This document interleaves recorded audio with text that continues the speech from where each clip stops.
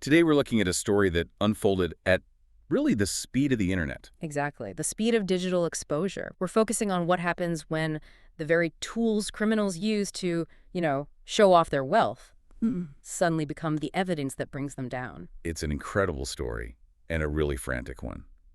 Our source material documents the exposure of this huge industrialized financial fraud operation, a transnational network that journalists have, I think, pretty accurately called the scam empire. An empire really feels like the right word here. This isn't just a couple of guys in a basement. No, not at all.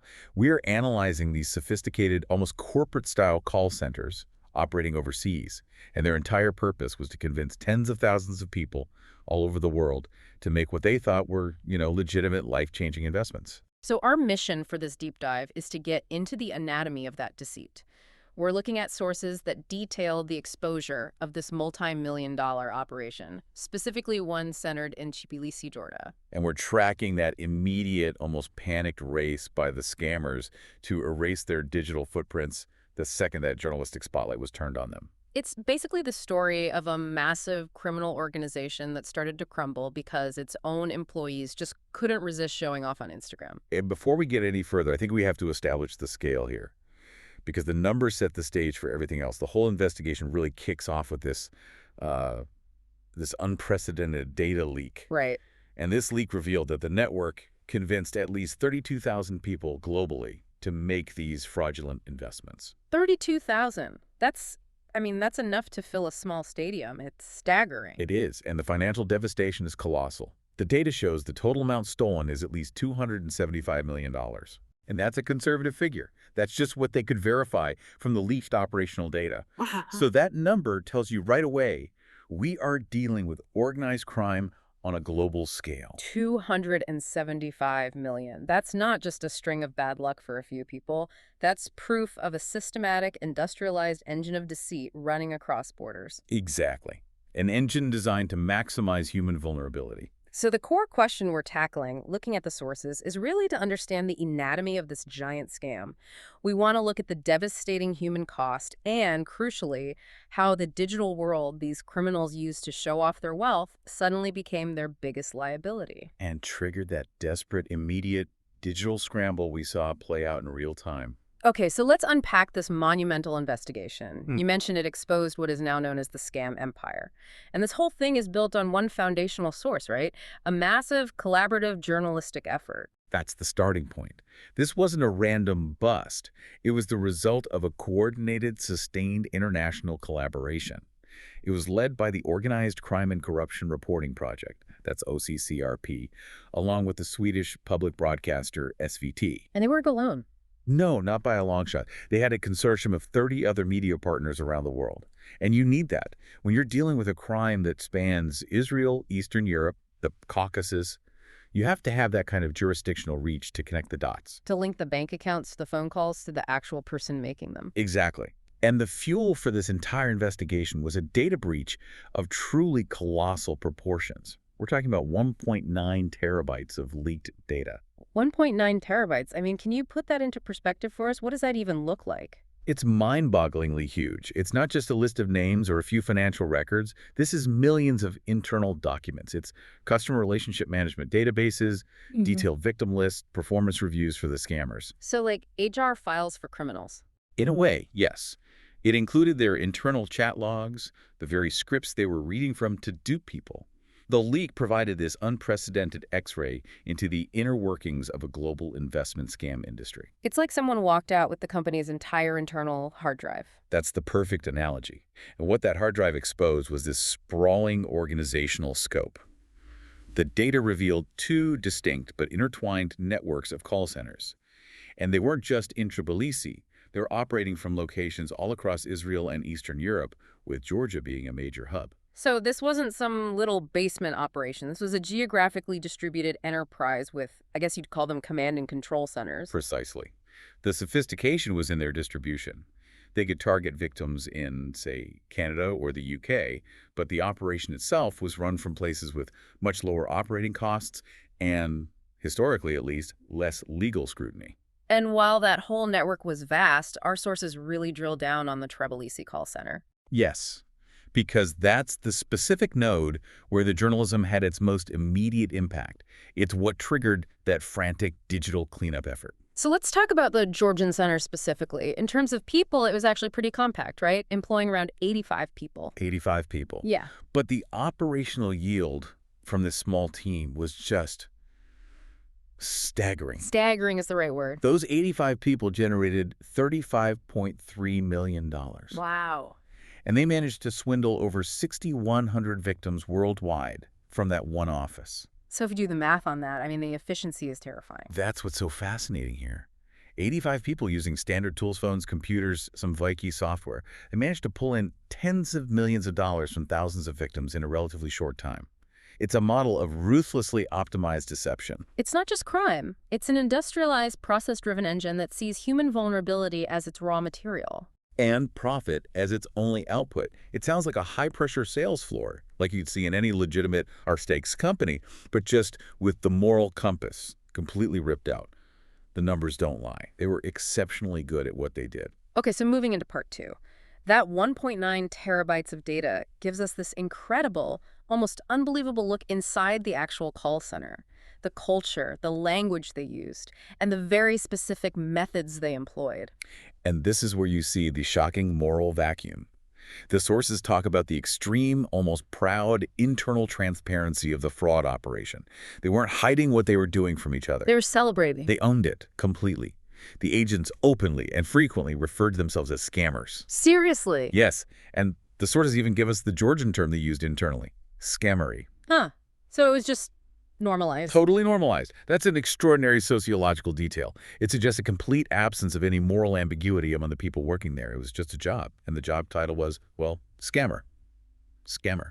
And it sounds like it wasn't a term used in shame. It was a badge of honor. It was a marker of professional, high-earning status within their bubble.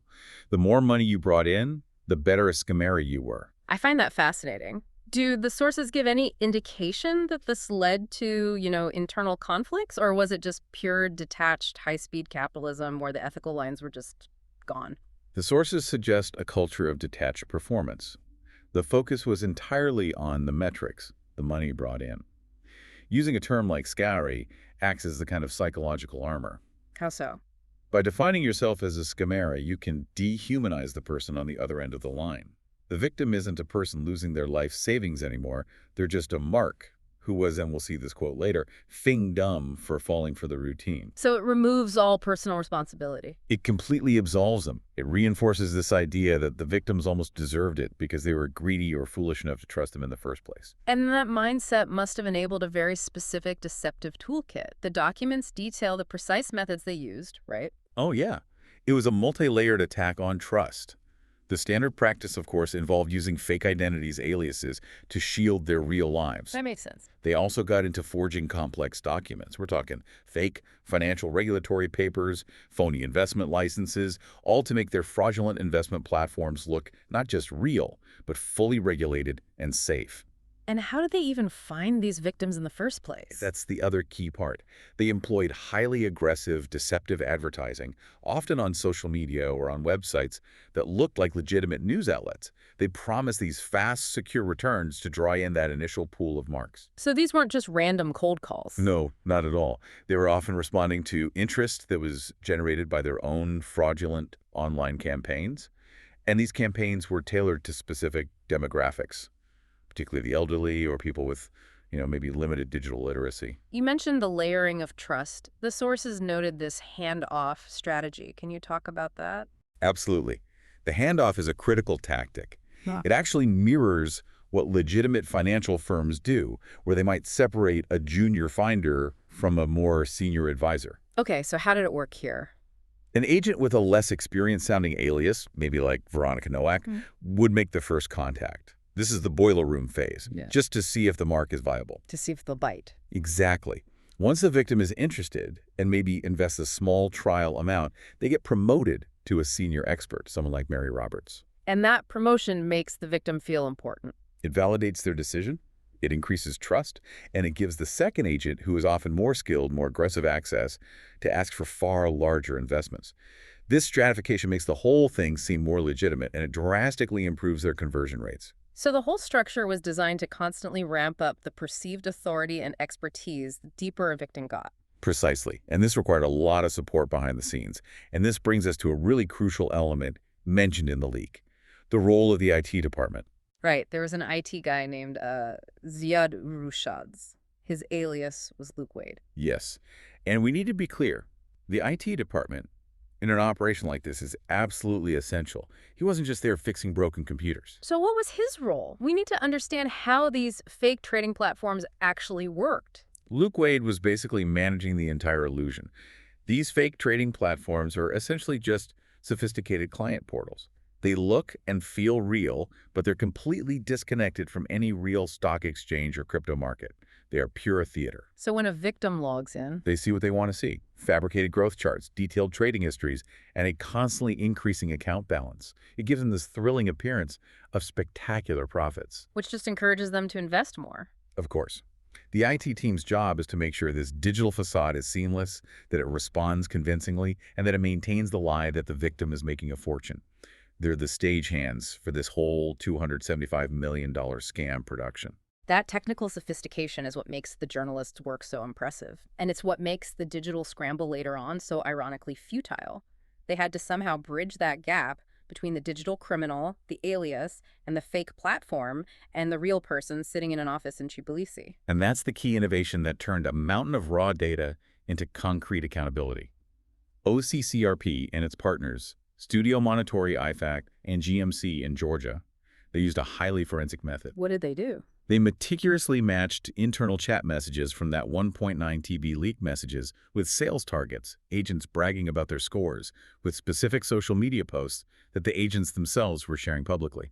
So let me get this straight. The proof of the crime was deep inside the leaked internal chats. An agent messaging, I just closed a $50,000 deal with the Canadian mark. Right. But the proof of their identity was on their public Facebook or Instagram. A photo of that same agent minutes later showing off a new luxury watch with a location tag in Tbilisi. It was the ultimate self-doxing, driven entirely by ego. They linked the digital ghost, the professional alias, to the human being who was documenting their lavish life in painstaking detail. And the sources name several of these key players. They do. It really highlights the dual lives they were leading. The highest profile examples were the Charshian sisters, Miriam, who was 26, and Veriko, who was 22. They were the perfect embodiment of this duality. Miriam was Mary Roberts, and Veriko was Veronica Nowak. Correct. Miriam operated under that trustworthy-sounding alias Mary Roberts. Veriko used Veronica Nowak, and the sources are explicit. Both of them were identified as top performers at the call center. Which means they were exceptionally good at this, exceptionally ruthless. And likely had a massive financial incentive to keep the whole thing going. But the exposure wasn't limited to just them. Right, the investigation named others. The sources revealed agents like Alex Davis, whose real name is David Kovachantiradze. Noah Sharples was actually Torniki Gogsadze, and Marina Novikova was Angelika Chakapelia. Each one had a role in this continuous extraction of capital. And like you said, it wasn't just a sales racket. The fraud required a whole support structure, all of whom were named in the leak. Which confirms the corporate nature of the crime. Yeah. We saw the critical support staff exposed. The financial manager, Nika Basaria, who went by Neil Cassidy. What would his job have been? His role would be critical in managing the flow of all that illicit money, routing it through various shell companies before it ever got back to the agents as clean income. And then, of course, the IT guy we mentioned, Zviad Urshadze, Luke Wade, managing the technical illusion. Right, so this wasn't a crime run by a few rogue teenagers. It was a fully integrated criminal business. It had sales, finance, and technology departments all working seamlessly together to steal money. Now we have to move into part 3, which gives this whole sprawling, multi-million-dollar story its vital human emotional core, The immense human cost. which stands in just stark contrast to the staggering luxury of the fraudsters' lifestyles. The statistics are abstract, but the sources provide a really necessary individual case study. And it's essential to ground this in reality. So we focus on the story of Marcel Duchamp, a Canadian factory worker. His story is the tragic, personal anchor to this massive, abstract scale of fraud. His experience is a textbook demonstration of how this scam works, how they engineer trust and then just shatter it. It is.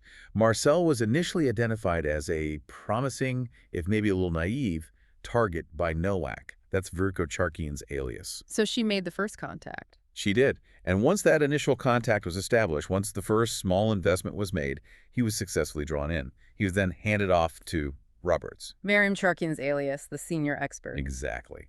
Who posed as a professional crypto advisor. Marcel was likely very impressed by the perceived seniority of Roberts. He felt he was being taken seriously by a high-level financial professional. And the sources say he invested a huge portion of his life savings. He did, driven by this false hope that this new crypto portfolio was going to secure his retirement. And the core defining tactic, the definitive proof it was all a lie, was the same one used against all 32,000 victims. He was never allowed to withdraw his money. Never. They let the account balance on the fake platform appear to grow fantastically. It fueled his hope, it encouraged him to put in more and more, but that money was locked away from the moment he sent the wire transfer. That is the universal red flag of all these fake investment scams, isn't it? It is. The moment the money is successfully acquired, the whole game shifts. The agents go from being these friendly, helpful advisors to being ruthless gatekeepers. How did they do that? They just invent endless reasons. Technical hurdles, sudden tax issues, new legal complications to block any withdrawal request. They just keep going until the victim either runs out of money to send them or worse, just succumbs to the psychological exhaustion and gives up hope. It's so manipulative. But the detail from the sources that truly stands out, the one that says everything about the complete lack of conscience here, was the cruel mockery Marcel endured after he finally realized he'd been scammed. It's just awful. Our sources recount that when Marcel finally reached out to Roberts, after the platform failed and the truth dawned on him, she didn't make excuses. She didn't apologize. What did she do? She mocked him directly, called him fiendum. And she was so brazen, so confident in her anonymity, that she actually bragged that her alias would never be exposed. That's just shocking, the sheer contempt for another human being. Yep. It's hard to fathom that level of detachment, especially from someone whose life savings you've just stolen. But it's deliberate. That level of aggressive disdain is a powerful psychological insight into that call center culture. By verbally abusing the victim, they reinforce their own superiority. It's a defense mechanism? Of course. Here. If a victim is dumb, then the scammer is just smarter, not immoral. They genuinely believe they were untouchable and that their digital shield was impermeable. And that lack of conscience becomes even more jarring when we look at the other side of this, the lavish life that was funded by this fraud. The sources highlight this dramatic contrast in the Charkian sisters' lives, all documented on their social media. The timeline is critical here. They lived pretty modestly until about 2 years before the story broke. Which lines up perfectly with the peak operational period for the Tbilisi call center. Exactly.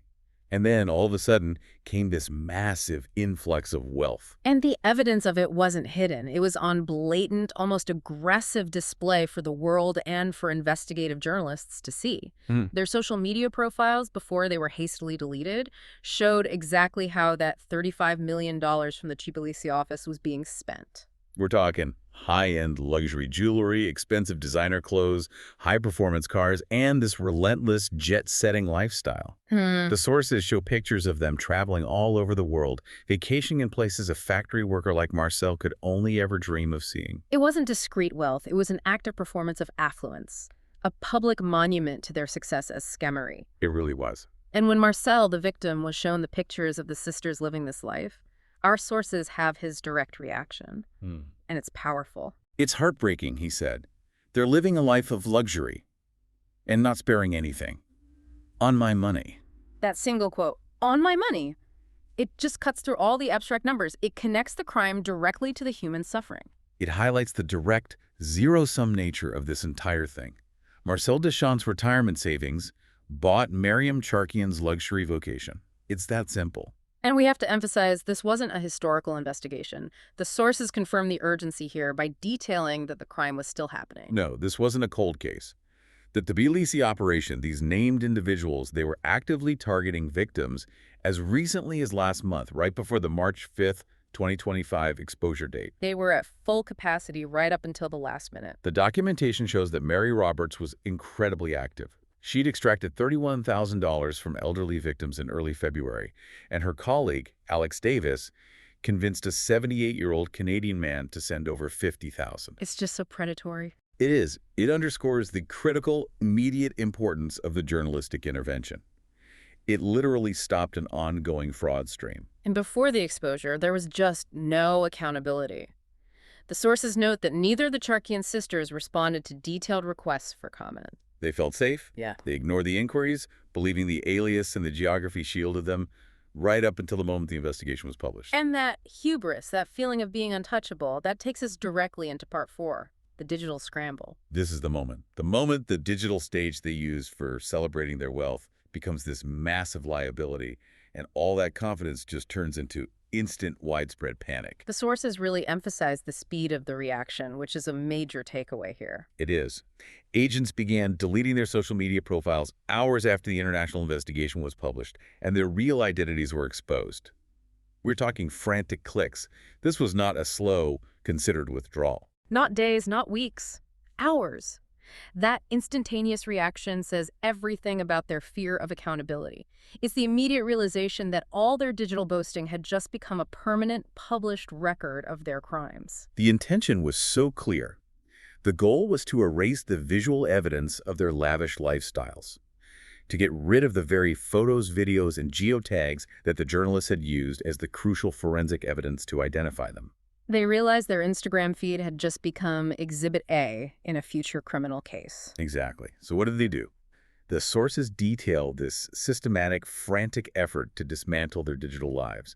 They were actively removing content from Facebook and Instagram, searching for any connection between their real faces and their ill-gotten gains. And the Charkian sisters specifically, their accounts were wiped clean. That phrase implies a scorched earth deletion strategy. They weren't just making things private, they were trying to make themselves disappear entirely from the public record. But wait a minute. If the operation was so sophisticated, pulling in hundreds of millions of dollars, shouldn't their operational security have been better? I mean, why were they boasting on public social media in the first place? Is this just youthful hubris or profound incompetence? I think it's a profound psychological failure. It's the Achilles heel of this specific type of young, high-earning criminal. If we connect this to the bigger picture, the irony is just massive. They were digital criminals who completely failed to grasp the permanence of digital records. And the investigative power of big data. Right. The core reason they were identified was that crucial, sloppy overlap between their real-world social media profiles, where they were flaunting the wealth, and the internal chat messages leaked from the call center, which documented the crimes. They effectively manufactured and published the evidence against themselves. They prioritized validation over security. 100%. The money was just the fuel. The status display was the product they really craved. This speaks to a generational need for instant social proof. When you're suddenly making more in a year than your entire family made in a decade, the fastest, most effective way to validate that new status is to display it on platforms like Instagram. They felt untouchable. And that psychological hubris led them to completely abandon operational security in favor of ego satisfaction. It was a self-created digital trap. And the attempt at a digital vanishing act, it was comprehensive, right? All the named figures did it. All of them. The sources confirm that every agent named in the exposure, the Charkian sisters, Devika Vachantaradze, Torniki Gogsadze, Angelika Chakapilia, the financial manager Nika Basaria, and the IT employees Viad Urushatze, they have all since disappeared from social media. It was a coordinated, desperate retreat. A frantic attempt to close the barn door after the horse had not only bolted but had been documented, trotting away on a luxury vacation. Which raises the critical discussion point for us and for you, the listener. Why does this kind of criminal operation rely so heavily on public self-documentation? When your entire criminal mechanism is digital and transnational, why invite scrutiny by flaunting the money on public platforms? I think it boils down to a fundamental conflict between criminal necessity and human nature. The need for concealment is paramount for a criminal organization to survive. But for these young, high-performing agents, the instant social status they get from luxury spending is just too powerful a motivator to resist. They treated the crime like a game. And Instagram was the scoreboard. They were celebrating the money before they had successfully laundered their own identities. And that compulsion to document their lifestyle gave the journalists the crucial metadata they needed to match the alias to the reality. So the desire for instant gratification just overrode the need for long-term concealment. And the moment that article hit, they instinctively went for the delete button. And that swift deletion was a tacit admission of guilt, of course. But it was far, far too late. The data was already collected, analyzed, and published using forensic methods. It wasn't just matching a face to a name. The journalists were looking at geotags, timestamps. Right. They were comparing a note in the internal chat that said, Mary Roberts logged X in sales today, with a photo of Miriam Charkian celebrating a new car that she posted minutes later to her public profile. That digital trail was preserved and published long before the panic-induced dilution even began. We've tracked this from a 1.9 terabyte leak through this industrial engine of fraud to the tragic story of Marcel Duchamp, and finally to the desperate click of the delete account button. So what does this all mean for you, the learner, taking in this complex story? I think we can synthesize 3 critical insights from this deep dive that really redefine how we should understand modern organized crime. Okay, what's the first one? First, the colossal industrialized scale of it. We're talking about $275 million total, with $35 million of that coming from one single office in Tbilisi. These are highly capitalized, process-driven operations. They're not just isolated incidents of individual greed. It's a new corporate model for theft. That's a perfect way to put it. Second, the investigation laid bare the immense human and financial devastation for victims like Marcel Duchamp, and it sets that against the brazen and often cruel luxury of the perpetrators. The story makes that direct connection undeniable, doesn't it? One person's lifetime of savings translates directly into another person's designer handbag and a first-class ticket. That contrast is the emotional truth of this specific crime. And third, this entire episode proves the critical, non-negotiable role of investigative journalism in the age of big data. It was the sophisticated use of that massive data leak, that 1.9 terabytes of internal documents, that allowed journalists to link the pseudonyms Mary Roberts and Alex Davis back to the real, accountable identities of the people who committed these destructive acts. This deep dive really shows us that in this age of big data and shared digital footprints, very few things, even those photos you delete hours after exposure, are ever truly erased from the investigative record, especially when the organization's own data has been compromised and distributed. You can delete your profile in a frantic rush, sure, but you can't delete the complex forensic trail you left behind in the months and years leading up to that moment. Which brings us to our final provocative thought for you to consider. When organized crime relies on digital tools and platforms to both operate its deception and to flaunt its success, is the rapid deletion of a social media profile just a temporary, futile cleanup attempt? Or does the original massive data leak, that 1.9 terabytes of internal evidence, guarantee that accountability, while maybe delayed by slow legal processes, is ultimately inevitable? The digital footprints of their crime were preserved, published, and analyzed long before they ever thought to delete the pictures of the designer jewelry it bought them. Absolutely. Something profound to mull over as you navigate your own digital life. Thank you for joining us on the deep dive. We'll see you next time.